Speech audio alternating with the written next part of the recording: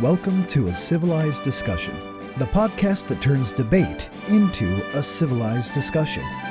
I'm your host, Clinton Herrickstad, and today our guest is Tara Tuttle. She has run her own life coaching and declutter coaching business for 3 years and co-hosts the podcast Be Uncluttered. We'll be discussing the benefits of people simplifying their lives and finding more space and time for the things that are important by letting go of what is not. There are benefits to be had not just for individuals, but for all living things to include the earth. All of that and a lot more on this episode of A Civilized Discussion. After I get into it a bit with Tara, we'll open the lines for you to call in and ask your questions or anything you might like to add to the conversation. So be formulating your questions as we go on, and when I say we'll be going to the phone shortly, start calling in to get into the queue. The number to call in is 218-28-CIVIL or 218-282-4845. All right, let's get to the show.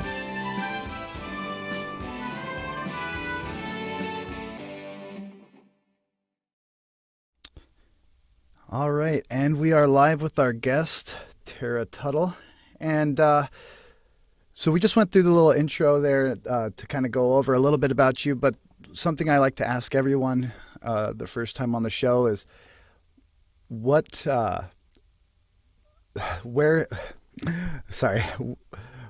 where you were, how did you get to where you are? Ooh, it's a bit of a long story. We could be here for a while. Make it as short as you want or as long as you need to. So going way back when I was at university, I studied psychology and knew I wanted to work somewhere in that field, but didn't quite know what that looked like yet. So someone suggested I go get a bit of life experience. So I spent about 4 years in the state police force in South Australia. And that was brilliant for getting life experience and figuring out kind of some of the things I did and didn't want to be involved in. Then I kind of diverted into business for a while, worked in human resource management for a few years, and then eventually made my way into kind of crisis counselling with domestic violence victims and women at risk of homeless. And that was really a fascinating job. But while I was working in that job, I found that the aspect of it that most lit me up was, not going through the story and the heartbreak. It was about setting goals and motivating and inspiring people to get where they want to go, to make their aspirations a reality. And so that was the thing that motivated me to then, kick off my own business. So I started a business called Basque Life Coaching so that I could really do that bit of the job, that aspect of the job with clients that I really enjoyed and that I felt gave them great value as well. So now I declutter people as well and help them clear the clutter. And those kind of two, that was never on my radar early on. Early in the business, I had a client that was in a really tough position. She was a new mum, stay-at-home mum looking after her kids, and she did want to get back into the workforce but wasn't quite sure how to make that happen, what that would look like, whether she should go back to her old job or whether she should turn her hobby into a new job. And she was just a bit muddled and a bit stuck, and so had reached out to me as a life coach to try and help her out. And I was doing her sessions with her at her home, and I went into her home one day and we had to clear a space for me to be able to sit and talk to her. And so she had a dining table full of just dishes and washing and folding and Play-Doh from yesterday and kids' toys and Lego and all of this stuff. And she had to kind of push them all down so that we had a clear space to sit and work and I could put my notebook. And I found it incredibly hard to concentrate in that space. So from a really selfish standpoint, I said, next week before our session, what if I come an hour earlier? You don't need to pay me. I'm going to help you clear the stuff off this table so that we've got a clear space to sit and concentrate. And we did that. And she was like, that was great. Next week, can you come and help me do my kitchen bench? And I was, okay, sure thing. It's not really my bag, but if you want some help. And eventually, over a period of about 9 months, we ended up decluttering her entire house. And then she turned around and said to me, I don't actually need your life coaching help anymore.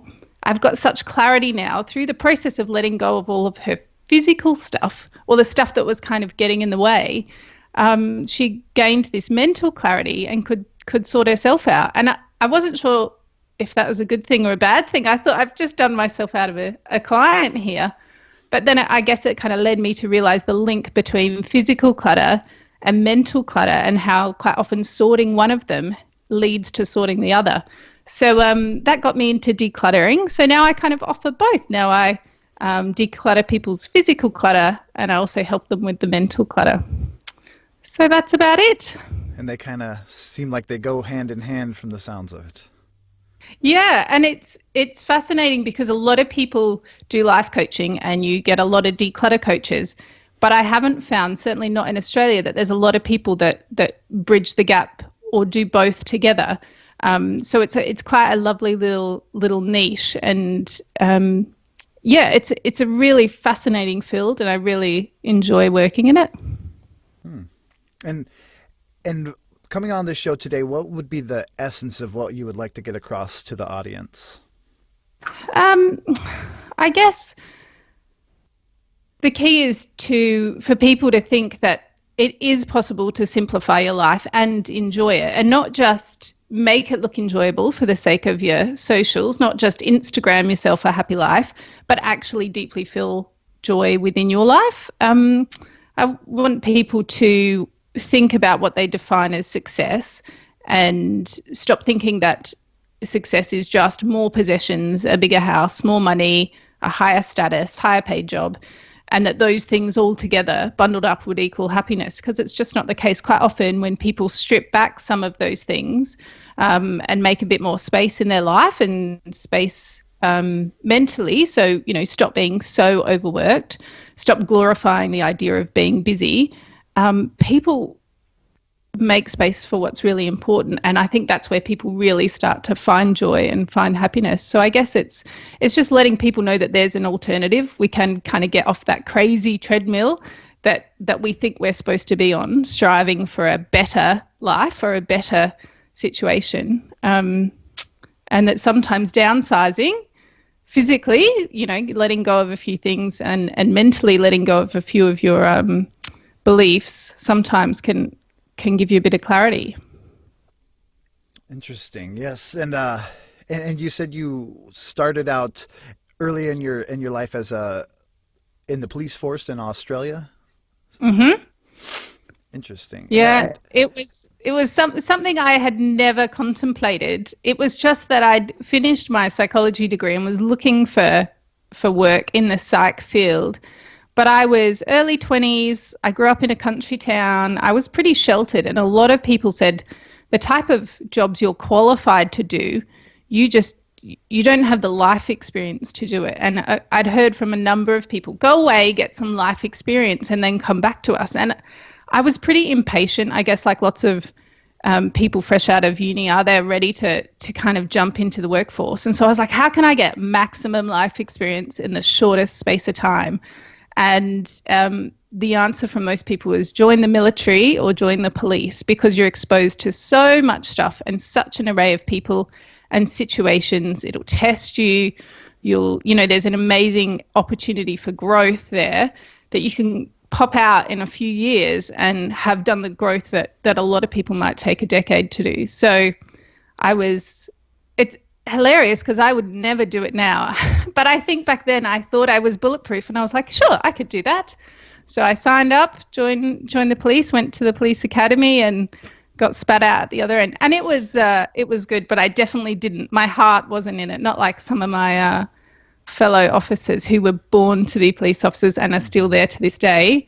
I kind of just dipped my toe in and then ran for the hills. And do you think that some of the stuff that you had seen at that time, does it relate at all to your current career? I think just an appreciation that there are people at all stages and all walks of life, and everyone is striving to get to a better position. And I think it's so easy to be surrounded by the people in your neighborhood, the people on the school drop off with you, and that kind of thing, and have a really narrow view of society. And all the other stuff is just the stuff you see on the news. It doesn't exist in your suburb. It doesn't exist in your town maybe. And the place I was living, Adelaide in South Australia, was a big city, probably had about 1 million people. But there was stuff going on in that town that I had no idea was happening on the block away from where I lived, or, near the school I went to. And I guess it kind of just opened my eyes to a whole lot of stuff going on in society, and a whole lot of people that I kind of probably had neglected to even see up until that point. Drug problems, the homeless problem, there was a lot of stuff going on. And I think just I was blinkered in my life before that. And those people didn't cease to exist. They were there. I just never recognized it. And and is there anything that you wish you would have known now, or wish you would have known then that you know now in your career and life and anything? I think there was lots of times through the career, even when I was working in human resource management, in crisis counselling, where I thought that I would love to step out and do my own thing and be my own boss. I always kind of had the notion that I would love my work to fit around my life and not the other way around. And when I had kids, so in amongst all of that stuff, I married my husband, and we had a couple of kids. And I think that emphasized the point more that I didn't want to have to forsake opportunities with my kids and my family for the sake of work, even if I really enjoyed that work. I really wanted my work to support the life that I wanted, but I couldn't see how I could make that happen. And I guess I was just filled with a whole lot of fear and was worried that stepping out would make me really vulnerable, and I just felt like I didn't have the courage to do that. So now I wish I could go back and slap myself on the side of the head and just say, have a go. The worst thing that can happen is you fail, and you will survive that. A lot of businesses go, start out and they fail, but those people try again, or they go back to work with an organization, and failure is not the worst thing. You learn so much from it. So I just wish I would have, had to go earlier rather than waiting to the point that I did. And you have a podcast that you co-host called Be Uncluttered with Rebecca Mazzino. And what do you guys usually talk about on your podcast? And if anyone would like to listen to that as well, just to give like a elevator pitch of what that might be like. Yeah, Beck and I work together to try and teach people how to have a simpler life. And it's not about having a more boring life, but a life that feels less overwhelming. And so Beck she's a declutter coach, and she's been decluttering people and downsizing them and working with people with hoarding disorder for a lot longer than it has been fashionable. She started it way back 15 years ago or so. And so she's got an abundance of experience about physical clutter and some of the barriers that we face to letting things go. And so Beck and I were working together on a project when I was living in Adelaide with someone that was suffering from hoarding disorder. And we found that her and I both kind of came to the same conclusion on matters, but quite often from different points of view. She would be more focused on the physical clutter, and I would be more focused on the mental clutter that was getting in their way. But quite often we would end up at the same point via two very different paths. And so some of our conversations were quite interesting. And we thought, there might be people out there that we can help that maybe can't or don't have a professional organizer or a declutter coach in their town, that maybe need a bit of life coaching or need access to some information about letting go of things or questioning the mental clutter they've got going on. And so we thought, let's pop it out there, have a bit of a discussion. And so our podcast, we tackle practical things like how to declutter your books, how to declutter your kitchen, like really practical topics. And then we intersplice that with some psychological stuff like the toxic culture of being better and, toxic relationships. We look at some different disorders and how they can manifest through holding on to things. And then we also do a few book reviews and reviews around clutter-related things. So there's all sorts for everybody in there. And have you always been an organized person, or is this something that changed in you at some point? Yeah. So again, Beck and I are very different. She's got ADD and was never a highly organized person. So she taught herself to be organized. I feel like I have always had that, but I think probably it was emphasized even more. My husband is in the military, and we have moved a lot, like a lot of military families. We've moved interstate a few times. We've moved overseas and spent a few years living in the UK before moving back to Australia. And so for me, I was always highly organized, but I had a lot of stuff to organize, where through the process of all the moving over the last 15 years, I think I have downsized the number of possessions and simplified things to only keep the stuff that really gives me value.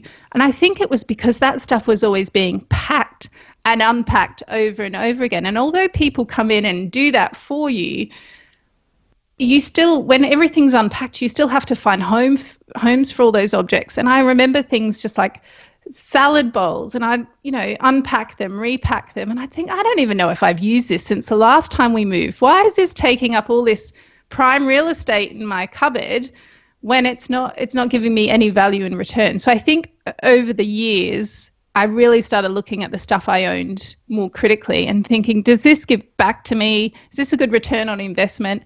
And so gradually I started simplifying things. And then it's kind of like a lovely reinforcement loop, because the less stuff you have, the easier it is to clean, the easier it is to maintain. It all takes less time. So then you've got more free time for hanging out with your family, for spending time with friends, for relaxing. So I think it kind of then reinforced itself to the point. I'm definitely not a minimalist, but I really love some of the aspects of minimalism and what it gives back to you when you're not feeling overwhelmed by the number of possessions in your house. That was my next question, is if you considered yourself a minimalist, but I guess we've answered that. But I know myself, I've kind of always been a hoarder, and I think I got that from my upbringing. I grew up in a house that was very cluttered with my mom, and I think I definitely took on that trait. But with my wife, she's a very organized person, and so over the years she's really rubbed off on me in that way, and now I just am way more organized, and I go into a cluttered place and I think I just look at it completely differently than I used to. I would have not even noticed the clutter before, but now I walk into a cluttered place and it's definitely different for me. But and then to tie it into the kind of stuff that I talk about on this show a lot is like things that will help the most amount of people and make the most effect to the positive. And it seems like this is something, I just looking and up topics of this, Googling this information about, clutter and stuff like that. And it's looking like clutter is bad mainly because it can affect your health. It also is a sign of possible mental illness or physical illness, or a learned trait that can then the act of hoarding can cause other health issues like asthma and the mold and other things that affect your living environment. So it not only just to have more time to do things, but it sounds like it's a health issue also. Yeah, and I think, well, like everything, there's a spectrum, and people with hoarding disorder are right at the top end of that. And obviously, there's a whole lot of health-related issues around that, including, trip hazards, fire hazards. I've been into homes where I've had to say to people, if you fell down or hurt yourself or had a heart attack while you're in this space, the ambulance officers couldn't actually get a stretcher in here to get you out. You know, sometimes it can be really dire. There's like these tiny little goat tracks through rooms where things are stuck, you know, stacked right to the ceiling. So on top of, you know, the vermin and the mold and all the other kind of health related issues, there's also the risk of people not being able to get out in an emergency. So you've got that kind of thing. But then, you know, down the other end, you also have people that just feel, you know, slightly anxious because they can't sit in their living room at night and really turn off and relax because there's piles of washing over here to be folded, and there's, you know, a whole lot of bills and notes from school on the coffee table, and there's kids' toys on the floor, and they just can't switch off because they're sitting amongst a lot of stuff. Now that's not a bad thing. I don't think people should live in these really sparse homes. But I think it's about figuring out where that line is for you, where you are comfortable and relaxed and can enjoy your space, or where the point is where it creates anxiety or creates overwhelm. So I think there's a whole lot of stuff wrapped up in there, but people really need to tap into their own emotions and how they feel in their space. And if you are feeling overwhelmed, and your standard of feeling overwhelmed, you know, I might feel quite comfortable in that, or vice versa. Doesn't mean that everyone needs to pare things down to the point where it's all white walls, only one book on the shelf. Like, you know, we don't need to go to extremes, but if that's what you need to create comfort for you in your space, then that's what you do. And I think people get so caught up in society because we keep being fed this message that the more we consume, the more worthy we are, or the more successful we are. We kind of keep buying things, accumulating stuff without intention, and just the volume of things that come into our home is incredible. And when people keep acquiring without thinking about, why am I getting this? Did I purchase this with a need, or has this purchase come from a different reason? Am I buying it because I want that buzz of joy? And if that's the case, why do I need the buzz of joy? What else is going on in my life that makes me feel like buying a new t-shirt will make me feel happy for 5 minutes and forget about that? And when you kind of peel back the layers, go to the deeper issues, sometimes you can uncover a whole lot of stuff that is all just masked by the shopping and the spending and the acquisition of items. So yeah, it's pretty tangled and there's a lot in there. But I guess the key is for people to start questioning why they're holding on to the things they're holding on to. Do they serve them? Is there value? And why do you keep acquiring more? Where's that coming from? Mm-hmm. And it does seem like shopping, you know, is one of those things that people can get addicted to. And I know that if I see something that's like 75% off and it's something I have never used or probably wouldn't ever use if it wasn't 75% off, I think, you know, I'm losing money if I don't get this thing. And I know and when you think of it, like you step back and look at that, you think that's crazy. Like I already have a can opener or 5, but because this can opener was $20 and it's down to 3, it's like I'm practically making money by taking something home because it's, you know, it's such a reduced price. But, you know, if you don't need it and you don't buy it, then that's 100% off. You know what I mean? Like, that all of that money can go straight into your wallet or straight into your bank account. And it's really about asking the question, the stuff that you've got, does it give back to you the amount that you've put into it, that not just the initial purchase price, but also the time it takes you to maintain it, the space you give it in your house. Like our houses are bigger than ever. And yet everyone's houses are still over full. We still can't shut the cutlery drawer because there's so many items in there. Our closets are overflowing and exploding, but we still stand there in the morning and think, I've got nothing to wear. You know, like we've just kind of lost our way, I think, with stuff. And sometimes you just have to step back and look at it a bit objectively, and also get to the point where you feel like you can let go of items and it's not a waste. Because a lot of people hold on to things thinking, but I paid a lot of money, or, you know, this took me a long time to find. But at the end of the day, if you are not using that item, if you don't need it, if you don't love it, if it's not giving back to you, then you can pass it on. And, there's lots of options for recycling or donating to charity. And that item might go to someone who does use it, does love it, does need it. And how much better is that than sitting at the back of your wardrobe, never being looked at, So I think people need to get past that idea that letting things go is just a waste. And we're going to open the lines here for anyone who wants to call in and ask any questions. If you'd like to get any tips on your specific situation, maybe now would be the time. If you'd like to call in, that number is 218-28-CIVIL or 218-282-4845. And those lines will be open for the rest of the show, and we'll just keep going on with the conversation. And if we get a call in, we'll patch you in. And so going back to kind of the tangled web of all this commercialism and how it seems like people have been really conditioned into this. It's part of culture now to just go out and get a dopamine hit from shopping and stuff.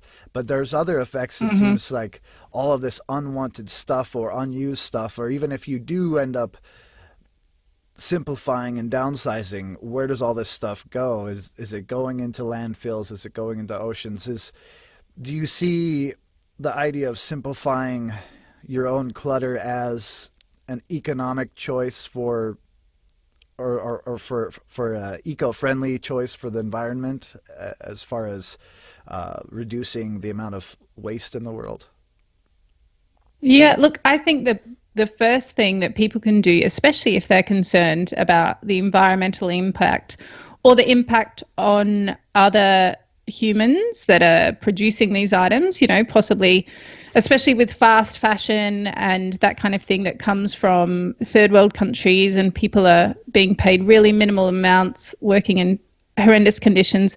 The way to have the biggest impact is to slow down your acquisition. It's to be really intentional about what you bring in your house. That is the best way to do it. And, let the world know what's important to you with your dollars. Like if you want to buy a bar of soap because you need it and you've used up the soap in your house, you can go buy the cheapest one from the dollar store down the road, or you might buy it from a local manufacturer and pay a little bit more, but you know where it's come from, you know what the ingredients are, you know how it was made, and you bring it into your home with intention. And I think a lot of the time we kind of forget all the stuff that happens to the item before we purchase it.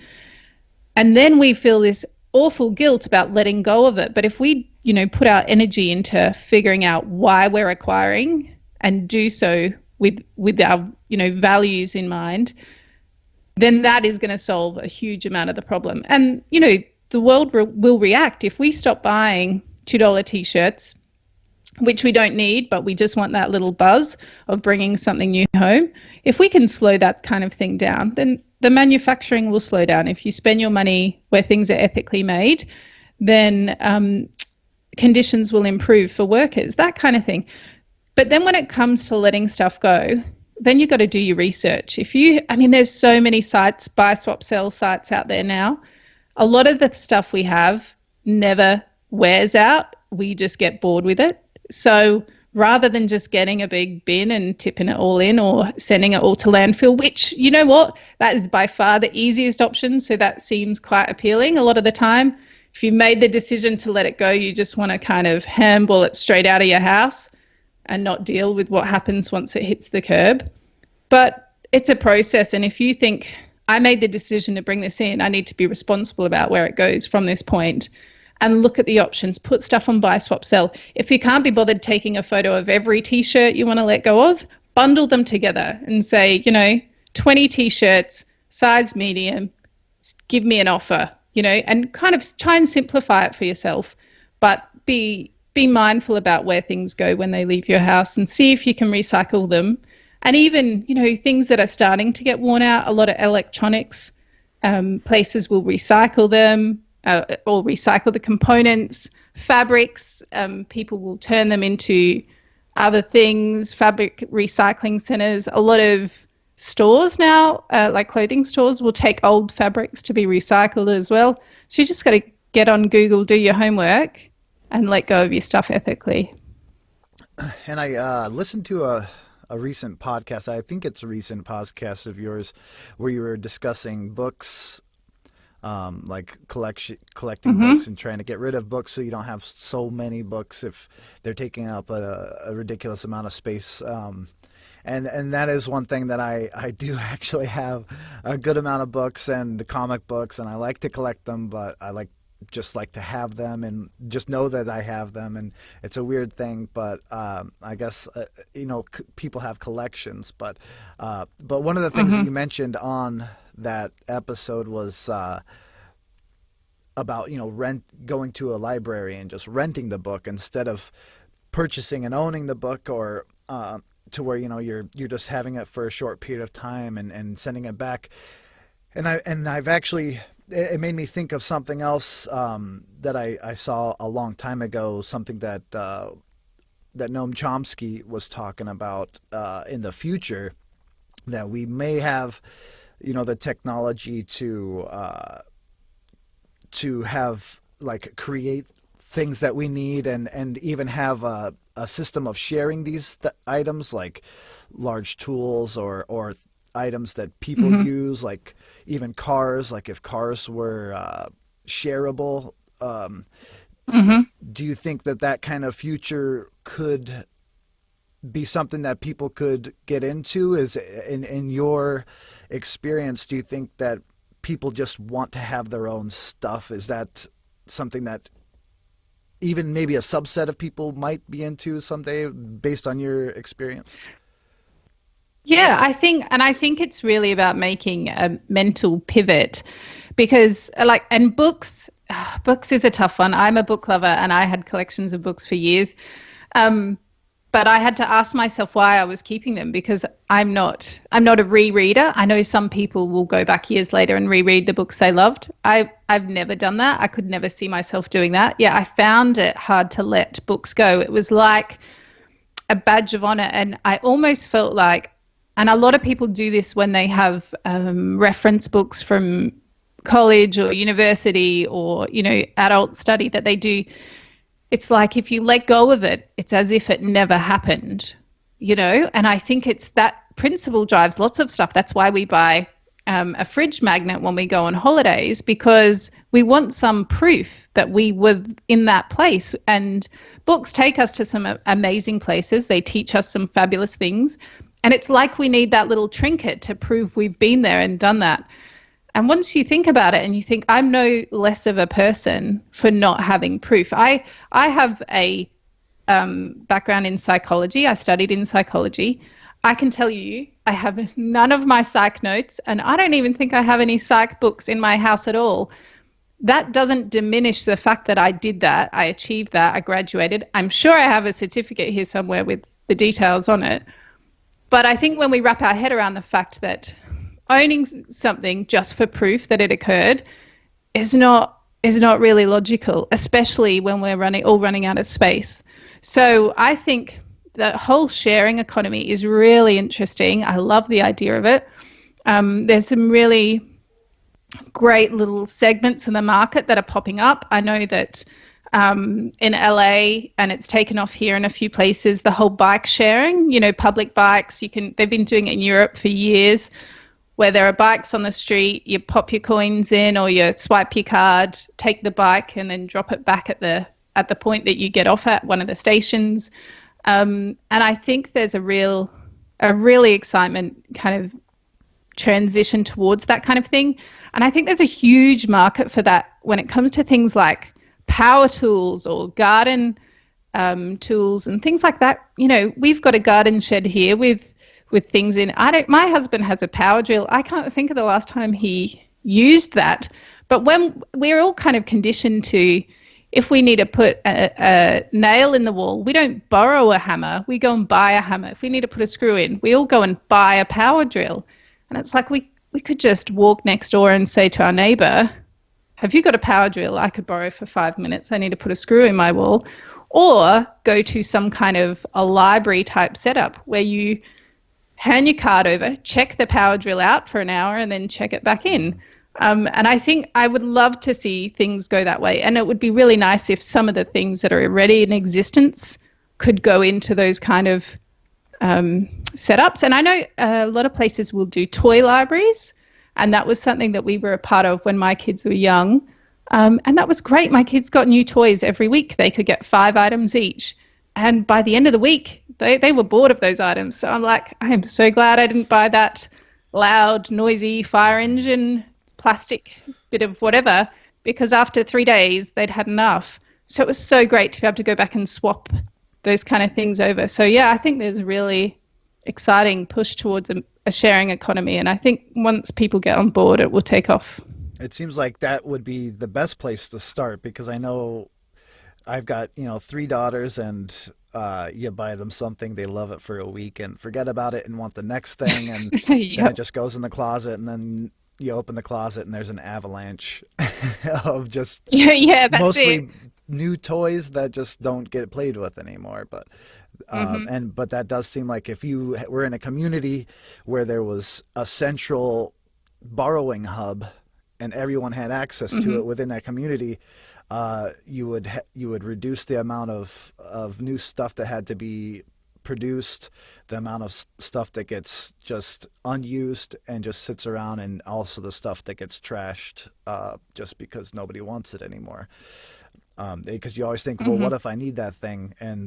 But you hold on to it for a decade thinking, what if I ever use this thing? But then you never use it. But if it was in something like that, somebody in the community is probably going to use it at some point. And so that one thing would get way more use than it ever would in your house. And I think this is one thing that both Beck and I say to our clients all the time, when they say, and quite often the catch cry is, but I might need it one day. And we hear that over and over, but what if I need that one day? And we say, well, okay, what is the worst that could happen? If you let this thing go that you're admitting you haven't used for 12 months or more, what is the worst that could happen? Tomorrow you need it, and then the worst that could happen is you need it and you have to go and buy another one, or you have to go and borrow one. Could you survive that?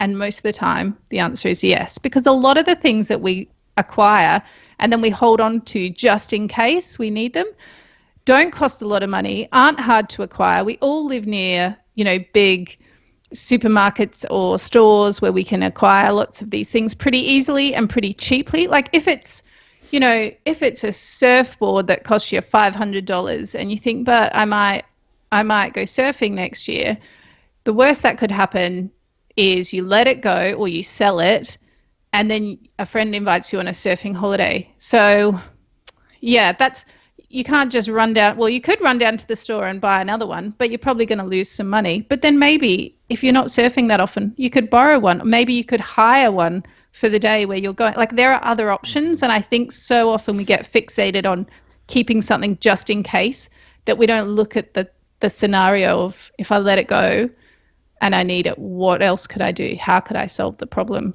And so it's really about thinking of different ways to get by without all the stuff. And like you were mentioning with your book collections and stuff, where I'm not an advocate for people to just get rid of everything. If they bring you joy, then keep them. It is, a lot of the time the people we are seeing have got to the point of overwhelm where they've got enough stuff that it's starting to impact the way they live their life. And that's where you've got to ask the hard questions. But if you have, 3 bookshelves and they're all full of your books and your magazines and they bring you joy and you love them, great, keep them. Like we would never encourage people to get rid of stuff that they find real value in. It's just all the stuff that sits at the back of the cupboard that we never look at and never use, and then feel like we need to go rent a storage container to hold all the other stuff that we bring into our life. It's that kind of thing. Definitely. Yeah, I've actually just was switching around my storage units this weekend and putting the summer stuff away, bringing out the fall stuff, staging the winter stuff toward the front, and just kind of going through all of it, and found, in preparation for this show, just kind of thinking about it, there was a lot of stuff that I knew I was never going to use. I kept this one steel-toed boot that I couldn't find the other shoe for, the other pair of it. And I'm like, one of these days I'm going to find the other one. And if I get rid of this one, I'm going to be so mad at myself. But so I went through the whole storage and didn't find it and was like, I should have got rid of this like 3 years ago when I was thinking about getting rid of it, because it was just one shoe, an old dirty shoe. And I finally got rid of it this weekend. So oh, well done you. That's great. But I know that. And that. Go ahead. I was going to say that's exactly where it starts, is just letting go of something, and it might be something really insignificant. It might be a magazine that you've read, or that you think there's one article at the back that I still want to get to, and it sits in your magazine rack or it sits on your coffee table for 6 months. If you look at that and go, yeah, that was that article. I was holding on to this because I wanted to read that. If you haven't read it in 6 months, chances are it's not that important. If it was, you would have made time and got back to it. So let that magazine go and see how it makes you feel. You got one less thing on your coffee table. That's great. And it's kind of like, I feel like decluttering physically and mentally is a bit like a muscle. And you can't go straight to the big stuff. You can't go to like, I'm going to get rid of 50% of the things in my garage today. Like it's too big. Don't start there. Start with sorting out your cutlery drawer. Start with sorting out your coffee table. Maybe look at your shoes in your wardrobe today. Start small. Feel a little win, see how you feel a week and a month later. Did you survive it? Did you feel good? Do you feel a bit lighter? Great. Then try again. And, start working that muscle and building that muscle up to the point where you can tackle the big hard items like sentimental stuff you've been holding on to since high school that's in a trunk at the bottom of the basement that you don't ever use or look at. You just know it's there. And that stuff's really tricky. So you don't do that at the start. You do that once you kind of figured out that you can survive letting go of things. And what is some stuff, just anything you've been curious about or focused on lately? I think for me, one of the things that I've found really interesting is this shift of people towards brands and people and celebrity being real and being vulnerable, and being open and honest. I think for so long we felt like we just were buying into the facade that people kept putting out there. They were showing us the highlights reel of their life through social media, and we all took that as gospel, and we thought that that was what their life looked like 24/7. And I feel like there is this movement away from that. People are seeking out people that remind them of them, that are real, that have struggles, that are vulnerable, that are working really hard to overcome some of those struggles. And, sometimes they fail and sometimes they succeed. But there is a real shift away from just the fake people and the identity that people create. And there's a real movement towards people embracing other real people that show us more of their life and not just the highlights reel. And I think that's really fascinating, and it's a really interesting area. And it's something that I tackle with a lot of my life coaching clients, is talking about what success is for them, and not just what the world tells you success looks like, the fancy car and, a big bank account, a huge house and flawless skin. Like, what's success for you? Success for you at the end of the day might be, healthy, well-nourished children. It might be a happy marriage. It might be a home that keeps the rain out when it's raining. We can take it right back. And if that's success for you, people then start working towards that and find joy in their own simpler lives, rather than aspiring to be like something which isn't really true anyway. It's just a facade that people are painting. So I'm loving that area. There's some really fascinating TED Talks. There's some great things on Netflix. There's some brilliant docos out at the moment about people being vulnerable, being courageous, and sharing their real stories. And I think people are getting on board with all of that. Yeah, that is interesting. And it does seem like I actually forgot what I was going to say there. That's good. Do you have any book recommendations for our listeners, fiction or nonfiction books that you've been looking at recently? Yeah, I've got a couple, all nonfiction, but all great reads. So one of my all-time favorites, and this is something that I give to most of my life coaching clients that are trying to bust some of the busyness that they get stuck in their own lives, is the book called Essentialism by Greg McKeown. It's been out for a while, but it is a ripper, and it really teaches you how to say yes to what's important, work out what's trivial and what's important, and, you know, learn to say no to the things that aren't filling you up or filling your cup. So that's a brilliant one. Also, around this idea of vulnerability and courage that we were just talking about, Daring Greatly by Brené Brown. I mean, I'm a Brené fangirl. I think everything that she has written and produced is phenomenal. If you're not a book reader, check out her Call to Courage show on Netflix. That's awesome as well. But yeah, anything by Brené Brown. She's one of those people that are kind of telling it like it is, and it's really, really good, really insightful. And if you want some more ideas about letting go of clutter, I think both the books Essential and Everything That Remains, who are by the minimalist Joshua Fields Milburn and Ryan Nicodemus, even if you're not aspiring to be a minimalist, there's some really good tips in there just about looking at your stuff in a different light.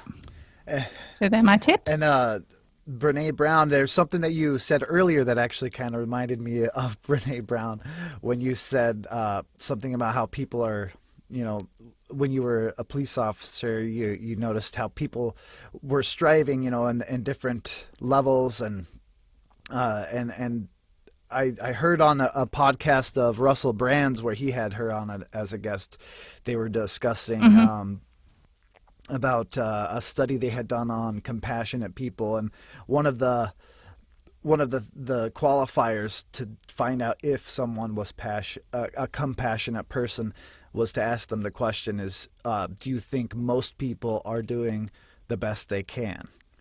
And what that, you know, regardless of are they doing the best a human can do, but the best they can. And the more compassionate people tend to think that, you know, everybody is in some way doing the best that they can with what they have, and less compassionate people tend to think everyone's a slacker or lazy, or they're doing things intentionally to muck up the system, you know. But yeah, that I would say for the most part, I think before being exposed to a whole lot of stuff through the police, I would have been one of those people that thought, people just aren't trying, you know, yep, they're slackers, they've got no idea, they're just, you know, they're wasting, they're using the system. And then kind of when you see the flip side of that, and it's like, you know what, they're really down and out, and they don't know what they don't know. They're doing the best with the knowledge that they've got, or the circumstance that they've got, or the education that they've got. And for the most part, people are really trying. And sometimes that striving looks really minimal to someone on the outside, but until you're in their shoes or you see their situation close up, you just don't recognize it. Right, because there's so much superficial information on the surface that you might get, but you don't know all of the variables within that person's life, what's going on in their head, all their experiences, because that's kind of all we are, is a combination of our experiences and things like that. And let's see, one other... And I was going to say, I remembered the thing I was going to say earlier, is that I for a long time there, I was actually starting to spiral myself towards more of a depressed state, and just working in jobs where I didn't feel like I was going anywhere, trying to get success, but just not feeling very successful. And I had a health problem that kind of pushed me out of the commercial or the corporate workforce, and I started doing freelance work for myself. And just that small change of taking myself out of that equation of working for a corporation, and I'm just my personality, I'm very anti-establishment in a lot of ways, and so I just didn't really jive with that. So I had this other idea of success that wasn't working out for me. But then now that I don't have to, I have a totally different outlook on things. Just that one small change has made me so much happier in my life. So I know that just making a small perspective change can really do a lot to make you happy. And there's people, we know some of my favorite musicians who were millionaires killed themselves, and they had everything that they could possibly want. They're at the height of their career, and that usually seems to be when they do it. It's when everything is going the best that it possibly can be. So obviously having money and having fame isn't what's making people genuinely happy. So there's definitely some other part of that equation. And I think it's hilarious because most sane people know that. They know that being a celebrity or having, millions of dollars, having all the possessions that they could have, most people know that that is not the key to happiness, because most of us see people that are in that situation that are not happy, that are depressed, that are addicted to drugs, that are, off to rehab or this or that, the other. It almost seems to amplify whatever other problems there are in their life. Yet all of us still kind of strive for that. We're like, but maybe if I had millions of dollars and all the things in the world and celebrity and 100,000 followers on Instagram, maybe I would be different than the rest.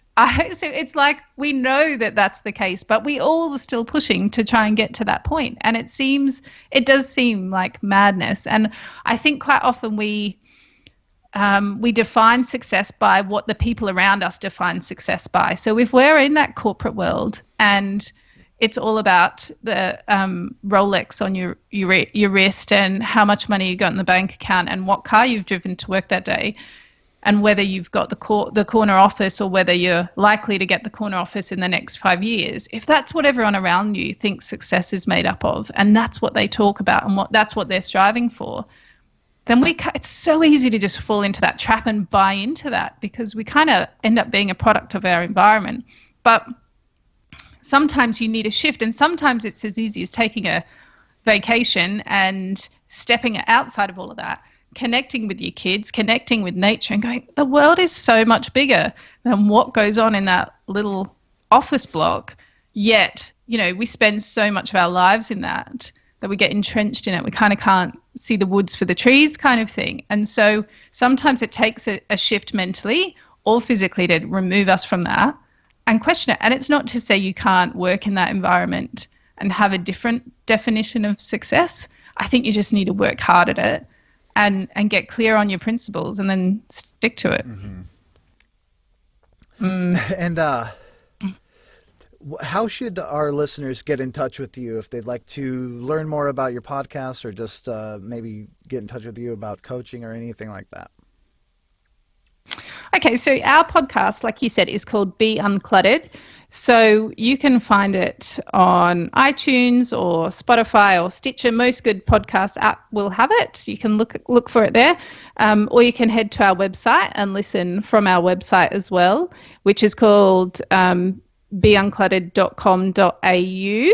The AU is for Australia, but what we say is pretty worldly relevant. So you can contact us through that as well.